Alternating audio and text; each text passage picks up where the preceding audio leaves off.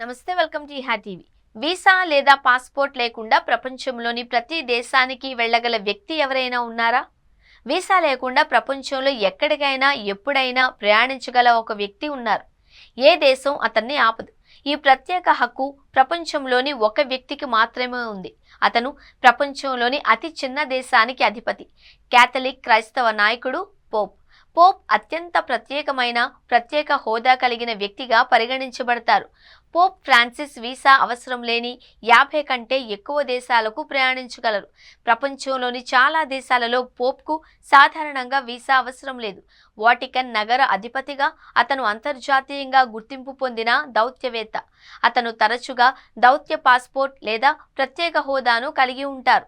దాని కింద అతను వీసా లేకుండా ప్రయాణించవచ్చు. పోప్ వాటికన్ నుండి దౌత్య పాస్పోర్ట్ కలిగి ఉంటాడు. ఇది అతనికి చాలా దేశాలకు వీసా లేకుండా ప్రయాణించడానికి వీలు కల్పిస్తుంది. పోప్ ఒక దేశానికి అధికారిక పర్యటన చేసినప్పుడు ఆతిథ్య దేశం సాధారణంగా అతనికి ప్రత్యేక మినహాయింపులు ఇస్తుంది.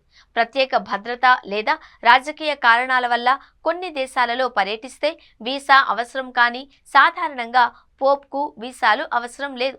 పోప్ వాటికన్ నగరానికి ప్రధాన సార్వభౌమాధికారి. 1.3 బిలియన్ క్యాథలిక్కుల ఆధ్యాత్మిక నాయకుడు.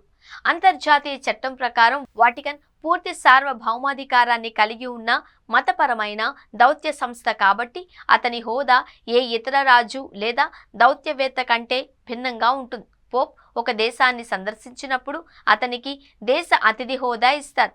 దీని ప్రకారం వీసా, పాస్పోర్ట్ నిబంధనలు వర్తించవు. ఇటలీ, వాటికన్ మధ్య జరిగిన లాటరన్ ఒప్పందం వాటికన్కు స్వతంత్ర రాష్ట్ర హోదాను మంజూరు చేసింది.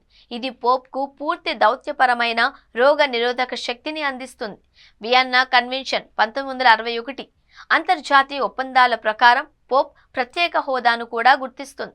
చైనా, రష్యా వంటి దేశాలు కొన్నిసార్లు పోప్ సందర్శనలపై రాజకీయ షరతులు విధించాయి, కానీ సాంకేతికంగా వీసాలు అవసరం లేదు. బ్రిటిష్ రాచరికానికి కూడా ఈ ప్రత్యేకత లేదు. బ్రిటిష్ రాచరికం ప్రపంచంలోని అత్యంత ప్రతిష్టాత్మకమైన దౌత్య సంస్థలలో ఒకటి, కానీ వాటి హోదా పోప్ లాగా ప్రత్యేకమైంది కాదు.